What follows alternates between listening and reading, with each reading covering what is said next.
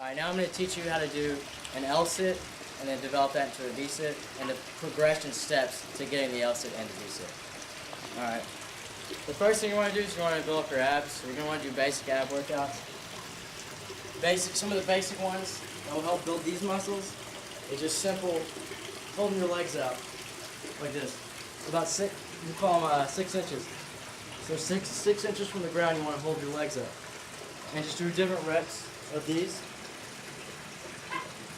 And then you can also do scissor kicks, help build up these muscles, and then go down to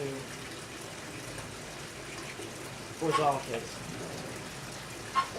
And then the basic crunch, when you do the basic crunch, you want to focus not on lifting your shoulders up, but on pulling your abs together. You want to look straight up into the air, and you're going to want to focus all of your attention on your abs. Imagine your back being straight, and your abs pulling you up towards the air. Not your shoulders or your head looking up, but your abs pulling you up towards the air. So you put your hands behind your head, pull up, come back down. Very controlled. And if you do it properly, you will feel a big difference from that to this. And that's the proper crunch. You want to do just different ab workouts, basic ones like that. And eventually, at first you're going to start with your legs bent, your hands flat on the ground. Some people find it easier to go on their fingertips because they can get more leverage and more height. But for starting off, you're going to want to be flat on your palms, hands facing this way. So you're going to have your legs bent, and you're just going to work on lifting your rear into the air, like so. Just work on building up that strength at first. Having your legs up together, the ab strength right here, and then your shoulder and arm strength, and lifting up. And just do, different sets, about 3 times each, up about as long as you can hold it. So 20 seconds, 30 seconds, depending on how long you can hold. Once you do that, you'll start with one leg out and one leg bent. You're going to do the same thing. Just lift up. That way you're not putting too much weight out. It's not an L-sit yet, but you're on your way to building it.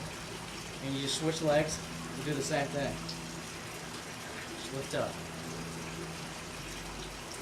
Now once you have that down, and this might, depending on your level, it might take you a few weeks, might take you a few days, might take you a few months. So it might take some time. But then you want to go into an L-sit form, which is the same concept, except both your legs are going to be extended outward. Hands together around your hips, lift up. And that's the basic L-sit form. And then from that, you're going to want to go V-sit, which just means more elevation. So your legs are going to be angled out, not in an L, but in a V, like this.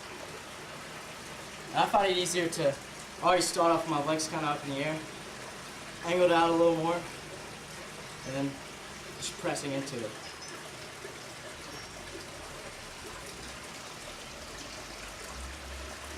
And then once you get that, the more advanced is where you go into the V-sit and then lift it all the way back. But I can't do that yet, so I'm not going to show you how to do that.